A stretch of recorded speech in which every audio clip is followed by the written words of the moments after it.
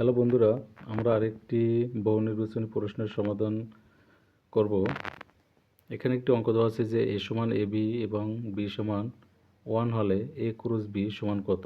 মানে এখানে বলছে যে a সমান a b একটি সেট দেওয়া আছে এবং b সমান 1 হলে a ক্রস b সমান কত। এখানে চারটা অপশন দেওয়া আছে। এখন আমরা দেখব যে এটা সঠিক অ্যান্সার কোনটা। তো এখানে বলছে যে a ক্রস গুণন b সমান কত। তাহলে এখানে আমরা a সেট হয়েছে a বি ক্রস গুণন বি সমান 1।